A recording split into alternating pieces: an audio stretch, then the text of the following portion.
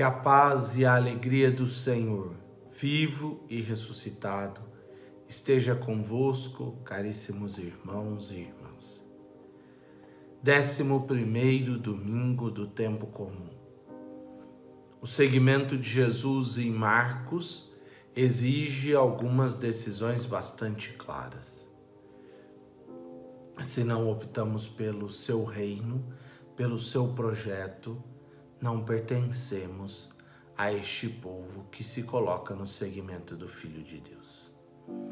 Iniciarei hoje pelo Evangelho, o Evangelho tirado de Marcos, capítulo 4, 26 a 34, a continuação do Evangelho do último domingo, quando Jesus dizia que não pode Satanás lutar contra Satanás, senão o reino estará dividido contra si mesmo ou destruído em si mesmo.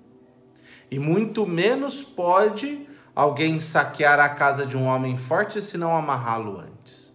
O Cristo então veio amarrar o mal na sua cruz, vencer o mal na sua morte, para na ressurreição mostrar a vida, ou restaurar a vida verdadeira para todos. E o texto continua com outra parábola.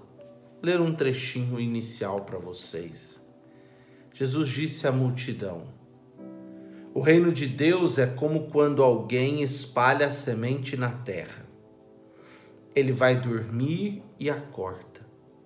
Noite e dia, e a semente vai germinando, crescendo, mas ele não sabe como isso acontece. A terra por si mesmo produz o fruto. Primeiro aparecem as folhas, depois vem a espiga e por fim os grãos que enchem a espiga. Quando as espigas estão maduras, o homem mete logo a foice, porque o tempo da colheita já chegou. Caríssimos irmãos e irmãs, o reino de Deus é essa planta que vai crescendo. Jesus usa um modelo muito bonito, porque tirando toda essa evolução agrícola que nós temos no tempo de hoje, os agricultores no tempo de Jesus lançavam a semente na terra e aguardavam o processo do desenvolvimento. Não se acrescentava nada, não se tirava nada, não se mexia no solo, simplesmente depositava ali a semente e aguardava. E esse aguardar não é um aguardar simplesmente de deixar para lá, mas é um aguardar vigilante. Dia e noite ele acorda e a semente vai crescendo, vai germinando. Ou seja, o reino de Deus iniciou ali no auge da criação, quando Deus ofereceu a vida, e essa vida dentro daquele jardim, a vida física e o lugar para morar, e o ser humano foi, voltou, decidiu, desdecidiu, mas Deus não desistiu do seu plano de salvação daquele homem, daquela mulher que foram expulsos do paraíso, como nós vimos ontem, como nós vimos domingo passado.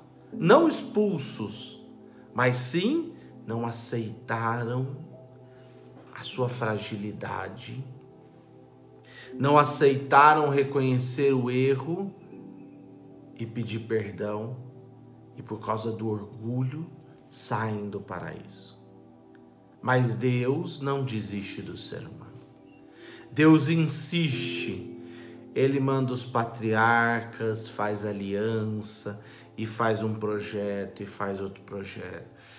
E mexe numa coisa, e mexe em outra, e manda um profeta, e faz um sinal. Acontece isso, um sábio diz uma palavra, um rei profere, outro profeta. E isso vai fazendo um processo de crescimento dessa salvação, até concretizar-se no Cristo a revelação clara do projeto de Deus. O reino de Deus, que é de Deus. Nunca se esqueça disso. O reino não é nosso, o reino é de Deus. Nós somos membros porque o Senhor nos escolheu para estarmos lá, para tomarmos parte desse reino. Mas o reino é dele. E precisamos estar atentos para não nos perdermos nesse caminho. Estarmos atentos com essa semente que ela vai crescendo. Demora, às vezes leva muito tempo, mas vai crescendo. E nós precisamos acompanhar esse crescimento. Esse reino de Deus, ele vai se expandindo. Mais pessoas vão aderindo ao projeto de Deus. Mais pessoas vão se encontrando com esse Senhor. E essa palavra de Deus vai ganhando fruto, vai ganhando vida, vai ganhando forma, vai crescendo para se tornar uma grande árvore. E esse projeto de Deus é bonito, porque é a escolha e decisão dele. Ele decide constituir esse reino para que nós possamos tomar parte nele. Um reino onde todos têm lugar. Basta dizerem o seu sim ao projeto. Basta abrirem os ouvidos e os olhos para ver e ouvir. Na primeira leitura de hoje do profeta Ezequiel, capítulo 17, versos de 22 a 24, o povo de Deus, o povo de Jerusalém, o reino de Israel, esse reino de Judá é exterminado por Nabucodonosor. Domina todo mundo e leva todo mundo cativo para a Babilônia.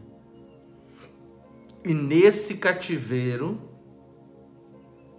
Deus vai mandar um recado muito bonito e outra parábola também, né? Eu sou um Deus que está com vocês. Mesmo que vocês virem as costas para mim em projetos errôneos, os reis faziam acordos muito mal feitos, os sacerdotes também, e levou o povo todo a se perder. E o que Deus vai dizer? Não se importe. Eu vou arrancar um cedro, vou arrancar um broto do mais alto desse cedro e vou plantar. E aquele será o meu cedro. Ou seja, será o meu reino, o meu povo.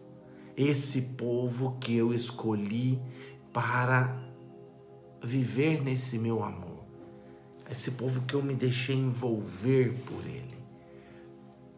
E o texto vai dizer que esse cedro crescerá e todos poderão se abrigar debaixo dele. Ele será alto. Vou plantá-lo no alto monte, ele produzirá muita folhagem, muita ramagem. E todas as árvores saberão que eu sou o Senhor, que abaixo a árvore alta e elevo a árvore baixa. Faço secar a árvore verde e brotar a árvore seca. Eu sou o Senhor, eu digo e faço. Se os sacerdotes, se os reis estão levando o meu povo a se perder, eu mesmo estarei com eles. O Senhor mesmo vem ao nosso encontro, o Senhor mesmo abre esse caminho e deixa o seu Espírito. É Ele que nos impulsiona. Se queres pertencer a esse reino, meus irmãos e minhas irmãs, peçam sempre essa graça. A graça de serem cheios do Espírito. Por quê, Padre? Para que nós possamos saber qual é o projeto de Deus.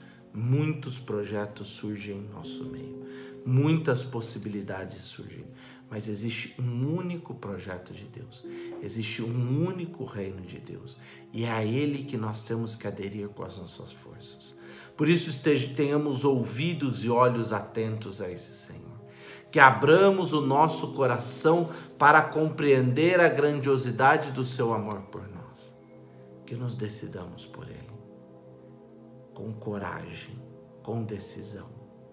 Que possamos abrir as nossas vidas e os nossos corações a este Senhor.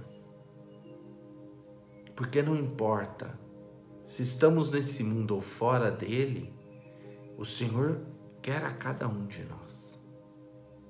E devemos voltar para Ele o nosso coração e a nossa vida.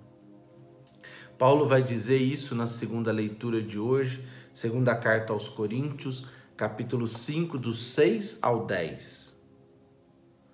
Por isso, verso 9, também nos empenhamos em ser agradáveis a Ele, quer sejamos o corpo, quer estejamos no corpo, quer já tenhamos deixado a sua morada. Todos nós devemos nos empenhar para agradar esse Senhor. Devemos colocar as nossas vidas em busca, a serviço, voltado para esse Senhor.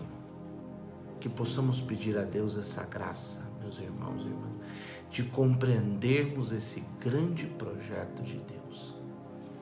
O projeto do seu reino, que é um reino que cresce vigoroso e viçoso como a mostarda, que as folhas se espalham tanto que as aves podem até fazer ninho. Esse é o reino de Deus, que ele vai crescendo. E ele vai crescendo. Ele vai crescendo, não pela sua vontade, não pela minha vontade, mas pela vontade de Deus. Até que um dia ele se consome. Ele se consuma, melhor dizendo. Ele se realiza em nosso meio. Por isso, devemos estar no caminho desse reino. Devemos ser cidadãos desse reino. Devemos nos empenhar para ouvir, para ver, para estar atento, para não nos deixarmos perder como fez o povo que foi exilado na Babilônia, mas tenhamos olhos e ouvidos atentos para ver esse Senhor. Que fechemos os nossos olhos ao mal e abramos os nossos olhos para o Senhor. Por isso, nunca se esqueça. Peça sempre a luz do Espírito que te conduza e que te oriente para ir ao encontro desse Senhor.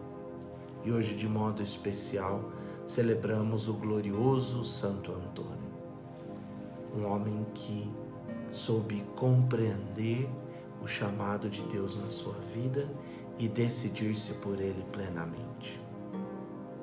Antônio fez da sua vida uma resposta ao chamado de Deus. Não se orgulhou de milagres, pregações ou prodígios, muito menos da sua morte, mas soube sim sempre dar uma resposta confiante, voltada a esse Senhor, certo de que esse Senhor estava com ele sempre e o acompanhava.